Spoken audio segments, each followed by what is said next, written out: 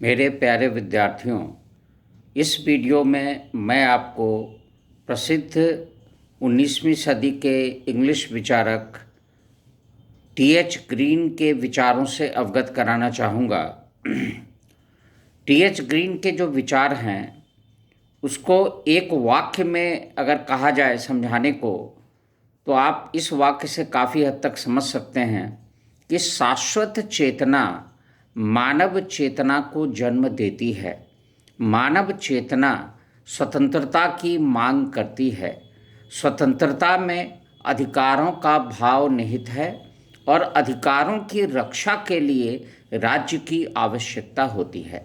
अर्थात ग्रीन के चिंतन में जो तीन अहम बातें हैं, एक तो उसकी स्वतंत्रता की अवधारणा, दूसरी है उसके अधिकारों की अवधारणा और तीसरी अवधारणा है राज्य संबंधित अवधारणा। उसके बारे में ये कहा जाता है कि वह एक उदार आदर्शवादी था। यद्यपि वो हीगल और कांट जैसे विचारकों से प्रभावित था, लेकिन उसने इंग्लैंड की उदार परंपराओं के अनुरूप उनके उग्र आदर्शवाद को काफ़ी हद तक संशोधित करने का प्रयत्न किया। इस वीडियो में मुख्य रूप से मैं उसके स्वतंत्रता संबंधी विचार और अधिकारों की अवधारणा से अवगत कराऊंगा। स्वतंत्रता के बारे में ये माना जाता है कि वो कांट की स्वतंत्र नैतिक इच्छा और हीगल के सकारात्मक स्वतंत्रता की जो अवधारणा थी उससे प्रभावित था। यानी ग्रीन का ये मानना था कि स्वतंत्रता का मतलब प्रतिबंधों का अभाव नहीं होता है, मनमानी करने की छूट नहीं होती है। स्वतंत्रता का मतलब होता है कि उन कार्यों को करने की छूट जो कि करने योग्य हो, अर्थात उन कार्यों को करने की छूट जो वैधानिक दृष्टि से या नैतिक दृष्टि से उचित हों और व्यक्ति के विकास में और समाज के विकास में सहायक हो। दूसरी बात उसने कही कि सकारात्मक प्रतिबंध, वो ये कहता है कि स्वतंत्रता कभी अनियंत्रित नहीं हो सकती। अब एक व्यक्ति मान लीजिए वो कहता है कि हमको शराब पीने की स्वतंत्रता दी जाए और वो इस हद तक शराब पीता है कि उसका अपना शरीर भी नष्ट होता है, उसकी आत्मा नष्ट होती है, परिवार पर बोझ बनता है, तो इसको स्वतंत्रता नहीं कहा जा सकता। वो ये कहता है कि प्रतिबंध रहित स्वतंत्रता उच्छृंखलता में परिवर्तित हो जाती है। मान लीजिए आप लोग विद्यार्थी हैं, आप कह सकते हैं कि हमें अपने व्यक्तित्व के विकास के लिए शिक्षा का अधिकार है, अपनी इच्छा से विषय चुनने का अधिकार है, पढ़ाई करने का अधिकार है। लेकिन अगर आप ये कहें कि हमको तो नकल करने का भी अधिकार दिया जाए, तो क्या ऐसे अवधारणा को कोई स्वीकृति प्रदान करेगा?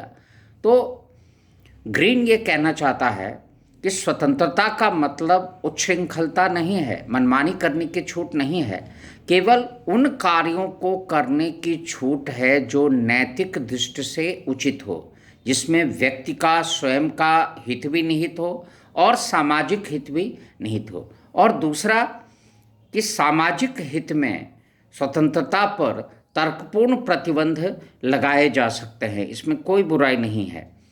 उसका ये मानना था कि कुछ विचारक, खास करके जो उपयोगितावादी व्यक्तिवादी, वो कानून और स्वतंत्रता को परस्पर विरोधी मानते हैं। लेकिन ग्रीन का ये कहना था कि कानून और स्वतंत्रता परस्पर विरोधी नहीं हैं, बल्कि एक दूसरे के पूरक है। जैसे हर व्यक्ति ये कहता है कि हमको जीने की स्वतंत्रता है, हमको अपने अस्तित्व बनाए रखने की स्वतंत्रता है। अब आप सोचिए कि अगर इसके लिए कानून न बने, अगर इसके लिए प्रावधान ना हो कि कोई किसी के जान पर हमला करेगा या जीवन की स्वतंत्रता में हस्तक्षेप करेगा तो उसको दंडित किया जाएगा, तो इसका क्या मतलब रह जाएगा? तो उसका ये कहने का ये मतलब था कि कोई भी स्वतंत्रता अनियंत्रित नहीं हो सकती और सकारात्मक प्रतिबंधों के अधीन ही व्यक्तिगत और सामाजिक हित में उसका अनुपालन किया जाना चाहिए। जहाँ तक अधिकारों की बात है, तो ग्रीन ये कहता है कि अधिकार क्या है? अधिकार वो परिस्थितियाँ हैं जो व्यक्ति अपने विवेक से अपने विकास के लिए आवश्यक मानता है। वो ये कहता है कि हर व्यक्ति कुछ प्राकृतिक शक्तियों सहित पैदा हुआ है और उन शक्तियों को विकसित करने के लिए उसे सुविधाओं की आवश्यकता है जिसकी वो मांग करता है।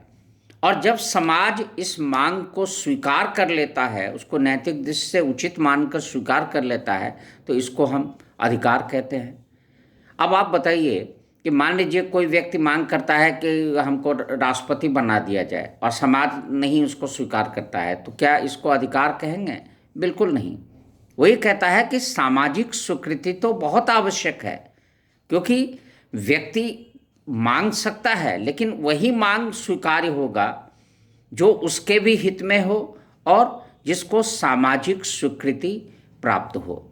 इसके अलावा आप देखें, कई बार ऐसा भी होता है कि बहुत से अधिकार, बहुत से सुविधाएं व्यक्ति के लिए आवश्यक मानी जाती हैं, समाज भी उसको अपनी स्वीकृति प्रदान करता है, लेकिन राज्य उसको स्वीकृति, वैधानिक स्वीकृति नहीं देता, क्योंकि राज्य की अपनी सीमाएं होती हैं, अपने लिमिटेशंस होती हैं। जैसे आप उदाहरण के तौर पर समझें कि हर व्यक्ति को, हर युवक को रोजगार मिलना चाहिए, ये इसका हर कोई समर्थन करता है, कोई भी समाज इसका विरोध नहीं करेगा।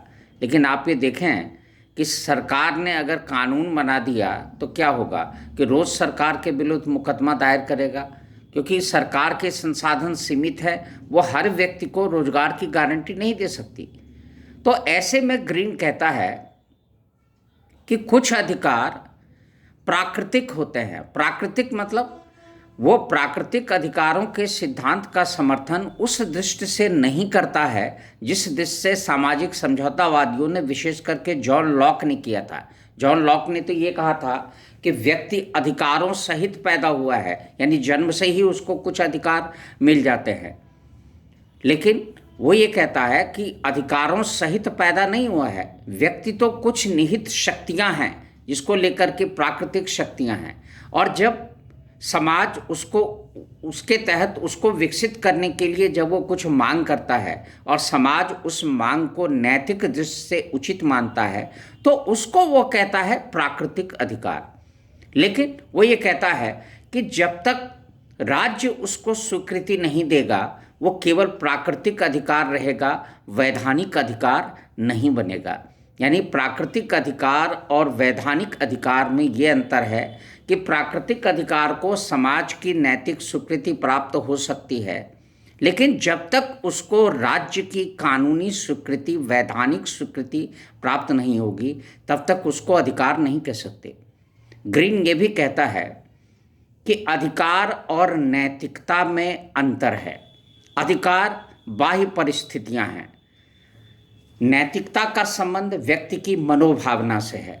मान लीजिए राज्य कोई कानून बनाता है कि सबको धार्मिक स्थान पर जाना पड़ेगा, लेकिन कोई भी राज्य किसी को ये बाध्य नहीं कर सकता है कि धार्मिक स्थान पर जाकर के वो मन से पूजा करेगा या अधूरे मन से पूजा करेगा या बिल्कुल चुपचाप बैठा रहेगा, इसके लिए कोई बात नहीं करेगा, क्योंकि यह आंतरिक अनुभूति की वस्तु है। तो वो ये कहता है कि अधिकार बाह्य परिस्थितियां हैं और नैतिकता की भावना व्यक्ति की, उसका संबंध व्यक्ति की मनोभावनाओं से है।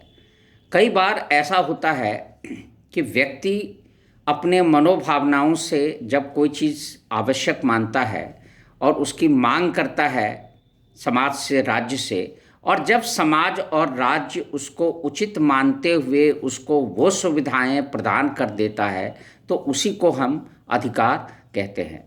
यानी अधिकार वो सामाजिक दशाएं हैं जो व्यक्ति के विकास के लिए आवश्यक मानी जाती हैं, जिसे समाज अपनी नैतिक स्वीकृति और राज्य अपनी वैधानिक स्वीकृति प्रदान करता है। तो इस वीडियो में इतना ही। अगले वीडियो में मैं आपको टी.एच. ग्रीन के राज्य संबंधी विचारों से अवगत कराऊंगा।